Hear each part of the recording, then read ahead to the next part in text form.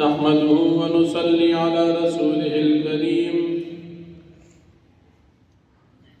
أما بعد فأعوذ بالله من الشيطان الرجيم بسم الله الرحمن الرحيم وكذلك جعلناكم أمة وسطا لتكونوا شهداء على الناس ويكون الرسول عليكم شهيدا صدق الله العظيم.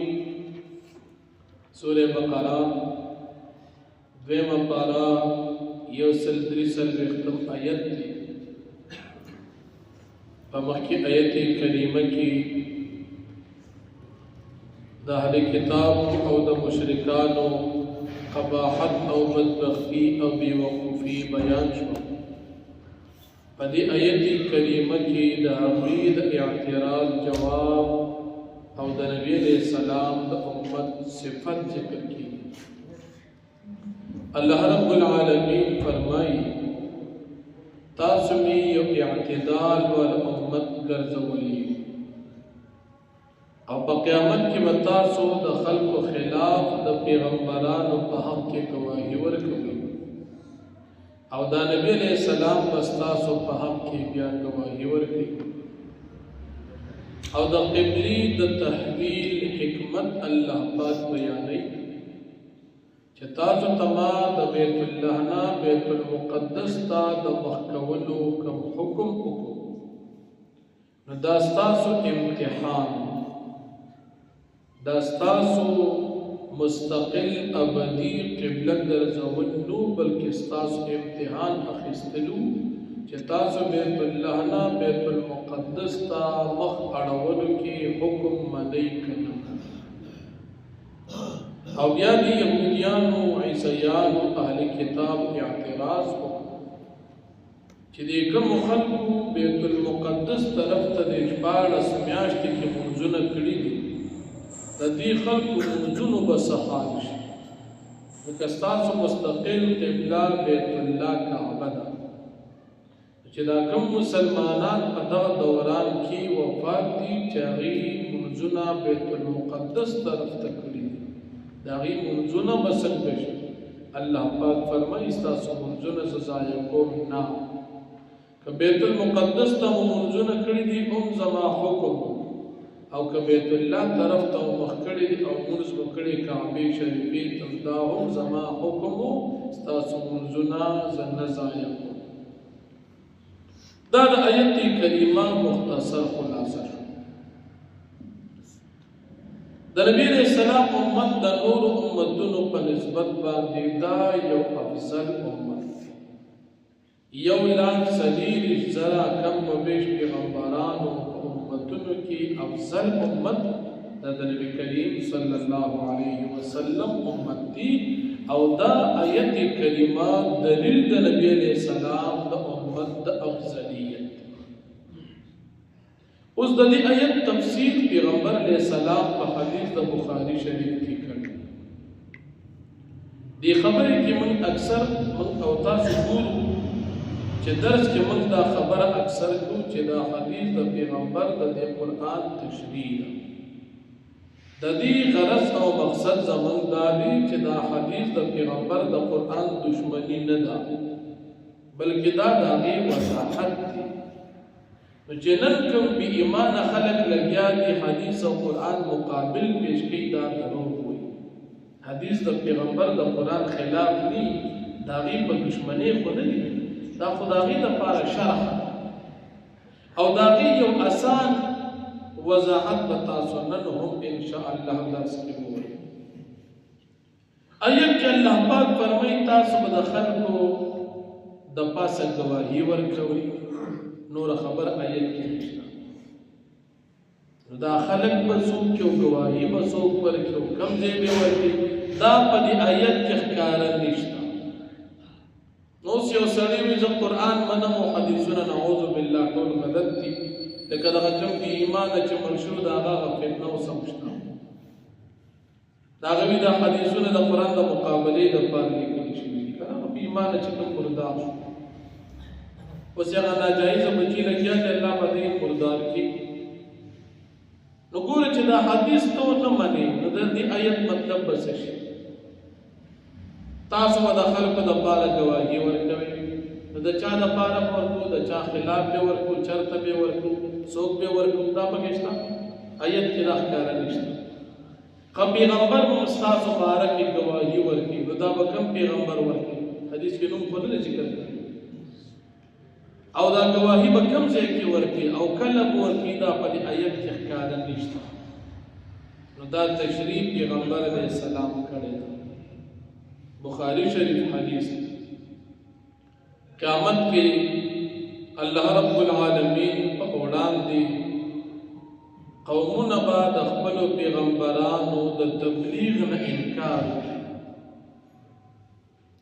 حدیث کې لکه مثال د نوح علیه السلام ښکاره نوم ذکر دی. قوم به وایي چې موږ ته خو پیغمبر نه دی راغلی، ده خو موږ ته سره دین را رسولی نه دی. نو نوح علیه السلام خو دین رسول دی، قوم به انکار وکړي. نوح علیه السلام ته به الله پاک وایي چې تا سره ګواهان شته. نو مسله دا ده چې کوم سړی دعوه کوي به ګواه پیش کوي. نوح علیہ السلام دعوه کړی ما دین رسول دې گواهان استقامو. څوک دي؟ د حضرت محمد صلی الله علیه وسلم امتیان. دا حدیث دی. نو د نبی کریم صلی الله علیه وسلم امت نه به تپوس وشي آیا د نوح علیہ السلام دې قوم ته تبلیغ کړو؟ دې وتی دې بالکل یې کړو. دی قوم ته تبلیغ کړو، دی انکار کړو، دی تکذیب کړو، دی نو منل، مجرمان دوی دي. دا قوم په الټه جواب وکړي ښه تاسو هغه وخت کې وایي نه. لکه مثال تقریبا 6,000 کاله وړاندې نوح علیه السلام تېر شوي، هغه وخت کې خو تاسو وایي نه، نو څنګه تاسو ګواهي ورکوئ؟ نو د نبي علیه السلام امت به وایي چې یا الله پاکه موږ ته پیغمبر علیه السلام راغلی او هغه موږ ته ستا کتاب قرآن راوړی او په قرآن کې دا خبره موجود وه لقد ارسلنا نوحا الى قومه فقال یا قوم اعبدوا الله ما لكم من اله غیره. قرآن کې الله تا ویلو چې نوح علیه السلام خپل قوم ته راغی، هغې ته الله د وحدانیت دعوت ورکړی او قرآن خو د الله کتاب موږ هغه منلو او نبی علیہ السلام هم راته ویلي چې نوح علیہ السلام خپل قوم ته تبلیغ کړی، قوم یې نو منلي. نو د الله پیغمبر خبرې هم رښتیا دي او ستا قرآن هم رښتیا دی. نو زموږ خبره مضبوطه ده.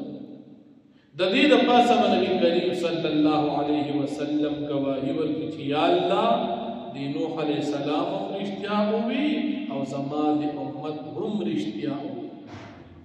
اوس دا خبره قرآن کې دې ځای کې نشته او حدیث د بخاري شریف کې شته چې ته حدیثونه نه منې نو د دې ځای مطلب او معنا به څه شي؟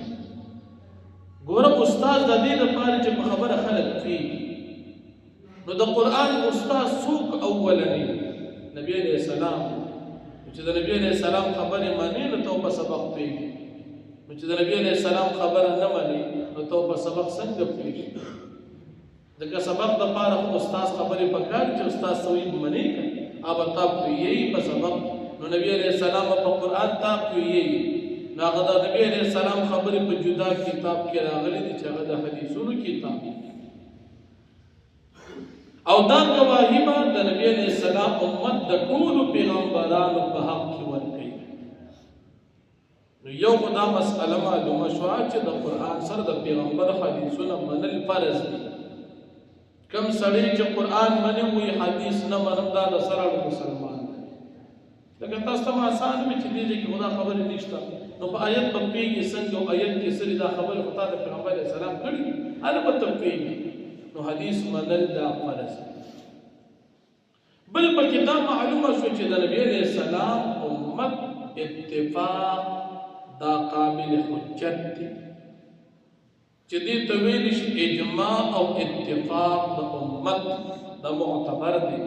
په قیامت کې به دا امت د مجموعي په لحاظ سره د پیغمبرانو په حق کې ګواهي ورکړي او دا به ومنلی شي.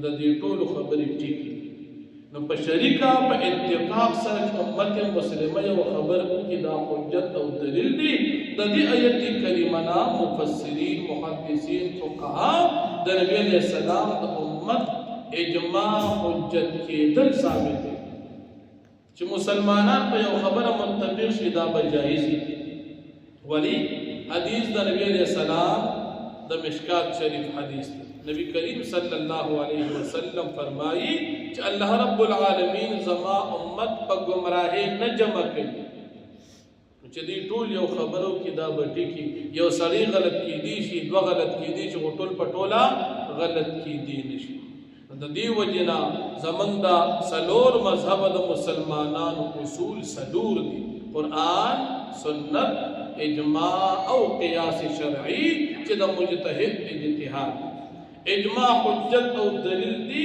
هغه د آیت کریمه